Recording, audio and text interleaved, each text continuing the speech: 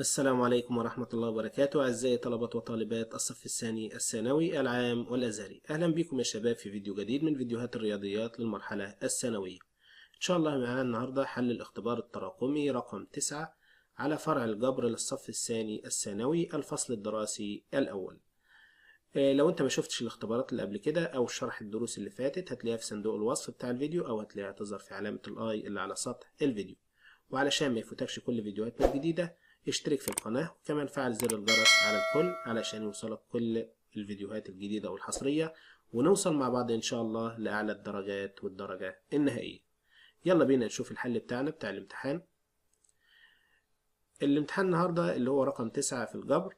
السؤال الأول بيقول إيه؟ السؤال الأول بيقول اختر الإجابة الصحيحة من بين الإجابات المعطاة. مديني شكل، بيقول لي الشكل المقابل يمثل دالة. بيمثل دالة لأن كل نقطة من س طلع منها سهم واحد فقط. تمام.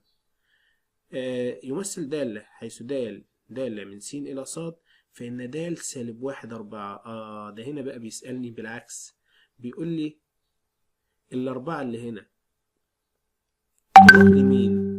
الأربعة اللي هنا تروح لمين؟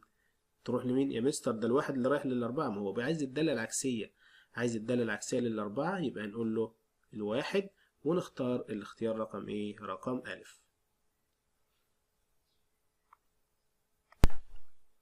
النقطة رقم 2 بيقول لي 3 أس د س بتساوي 2 س ناقص 1. 3 أس د س يعني صاد، يعني بتساوي 2 س ناقص 1.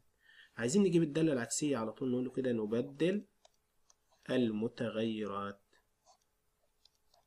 يعني ايه يا مستر نبدل المتغيرات؟ يعني نحط صاد مكانها س والس مكانها صاد، يعني تبقى 3 أس س بتساوي 2 صاد ناقص 1. طيب احنا عايزين كده نجيب الدالة العكسية، نخلي الصاد في جنب لوحديها، يبقى 2 صاد تساوي 3 أس س زائد 1 ونقسم على الاتنين، يبقى الصاد تساوي نص ونفتح قوس 3 أس س زائد ايه؟ 1. ده كده شكل الدالة الايه؟ العكسية. احنا عايزين نجيب د سالب 1 س تساوي نص 3 أس س زائد 1. احنا عايزين نجيب دالة سالب 1 للصفر، نعوض يبقى نص في 3 أس صفر زائد 1. 3 أس صفر اللي هي بكام؟ اللي هي بواحد، يبقى عندي هنا 1. 1 زائد 1 2، نص في 2 هتدينا 1، ويبقى كده الاختيار بتاعنا هو الاختيار رقم ايه؟ رقم ألف. النقطة رقم 3 بيقول لي منحنى الدالة ر حيث ر س بتساوي مقياس س زائد 3 هو نفس منحنى الدالة دي بإزاحة. احنا بنجيب الإزاحة ازاي؟ أول حاجة نعملها على طول نروح نجيب النقطة، ومنها نقدر نجيب كل حاجة إن شاء الله. أدي س زائد 3 جوه المقياس، يبقى اللي مع الس بعكس الإشارة يبقى سالب 3. مفيش حاجة بره المقياس يبقى نكتب صفر، وبعد كده نبدأ نقول له نفس منحنى مقياس السين بإزاحة 3 وحدات في اتجاه واو س شرط، عشان في الاتجاه الايه؟ السالب. فين بقى مقدارها 3 وحدات في اتجاه؟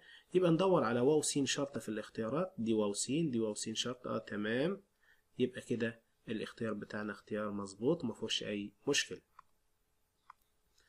النقطة رقم 4 بيقول لي مجال الدالة د حيث د س بتساوي 1 على مقياس س ناقص 3. هو المجال بيساوي ايه؟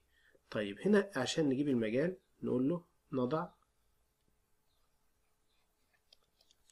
المقياس بتاع س ناقص 3 ده لا يساوي الصفر، ما ينفعش يكون بيساوي صفر في المقام. يبقى احنا عندنا كده مقياس س لا يساوي 3، يبقى السين لا تساوي ولا 3 ولا السالب 3. يبقى احنا عندنا كده المجال ح ما عدا السالب 3 و3، وده كده يبقى الاختيار رقم ألف. لأ، ب لأ. طب ألف دي بنسميها إيه يا مستر؟ ألف دي بنسميها أصفار مين؟ أصفار المقام، القيم اللي بتخلي المقام بصفر. طيب ب لأ والجيم لأ، يبقى الاختيار الصحيح بتاعنا هو الاختيار رقم د اللي هو ح ما عدا سالب 3 و3. النقطة رقم 5 بيقول إذا تقاطع منحنى الدالة د مع منحنى الدالة العكسية في النقطة أ و4 على أ فإن أ تساوي. طيب احنا عارفين هنا إن المنحنى بتاع الدالة والدالة العكسية بيبقى متماثلين حول المستقيم ص بتساوي ايه س. طب لما هما يتقطعوا في النقطة دي، ده معنى كده إن الألف تساوي 4 على أ، الإحداث السيني بيساوي الإحداث الصادي. نبدأ نعدل المعادلة دي، يبقى الألف هنا مقامه 1. أما نعمل عملية المقص يبقى أ تربيع بتساوي 4. يبقى كده الألف لما ناخد الجذر التربيعي يبقى موجب أو سالب 2، وبكده يبقى الاختيار بتاعنا هو الاختيار رقم ايه؟ رقم ب. النقطة رقم 6 بيقول لي إذا كانت الدالة د س بتساوي س تربيع ور س بتساوي س ناقص 3، فإن مجموعة حل المعادلة ر دالة س بتساوي ر سالب 1 س في ح هي. هنا ر دالة س يعني ر س تربيع، وهنا الدالة العكسية للر اللي هي ر سالب 1 س، هنجيبها دلوقتي. يبقى هنا ر س تربيع، هنشيل السين ونحط مكانها س تربيع، يبقى س تربيع ناقص 3 تساوي الدالة العكسية ر سالب 1 هتبقى بتساوي ايه؟ لو قلنا دي ص بتساوي س ناقص 3، لما نبدل المتغيرات يبقى هنا س بتساوي ص ناقص 3، يبقى ص بتساوي، نجيب التلاتة هنا يبقى س زائد ايه؟ 3. يبقى الدالة العكسية للر س زائد 3. تمام، يبقى المعادلة بتاعتها تبقى بالشكل ده، س تربيع ناقص س ناقص 6 بتساوي ايه؟ 0. اما نبدأ نحلل يبقى س وس، الستة عبارة عن 3 في 2، الكبير ياخد إشارة اللي في النص والتاني عكسه، يبقى هنا كده الس تساوي 3 والس تساوي سالب 2، وتبقى مجموعة الحل 3 وسالب 2. فين 3 وسالب 2؟ الاختيار رقم ايه؟ ج. تعالوا كمان نتأكد من حل المعادلة بالآلة الحاسبة. ادي الآلة الحاسبة بتاعتي، هبدأ أكتب مود 5 3 واكتب المعاملات. 1 يساوي سالب 1 يساوي سالب 6 يساوي اهو 1 يساوي سالب 1 يساوي سالب 6 يساوي، واجي ضغط يساوي بيقول لي اكس 1 يعني القيمة الأولى ب3، اضغط يساوي القيمة التانية بسالب 2، يبقى احنا كده الحل بتاعنا تمام ومفيهوش أي مشكلة إن شاء الله. بس دي نقطة جميلة جدا وفيها فكرة. السؤال التاني بيقول إذا كانت د دالة بحيث إن الدال س بتساوي 2 س زائد 3 على س زائد 1، فأوجد مجال ومدى د، ومحتاج د سالب 1 س، يعني الدالة العكسية والمجال والمدى بتاعها، يعني عايز المجال والمدى بتاع الأصلية والمجال والمدى بتاع الدالة العكسية. هنشتغل إزاي؟ تعالوا نشوف كده هنشتغل إزاي مع مسألة زي دي. نقدر نعدل شكل المسألة علشان تريحني في الحل، وأقول له كده دالة س تساوي، هاجي واخد 2 س زائد 2 وزائد 1 لوحدها على كام؟ على س زائد 1، واجي مجزأ اقول له 2 في س زائد 1، هاخد 2 عامل مشترك من الاتنين دول، كله ده هيبقى على س زائد 1، والواحد اللي في الاخر ده برضو على س زائد 1. يبقى الدالة بتاعتي هتبقى شكلها كده بتساوي 1 على س زائد 1، وهنا دي هتروح مع دي يبقى زائد 2. يبقى انا كده قدرت اوصل بالدالة لشكل كويس، معروف عندي بالنسبة للدوال ومعروف التعامل معاها ازاي. هقول له المجال بيساوي ح ما عدا سالب 1، والمدى ح ما عدا كام؟ ما عدا 2.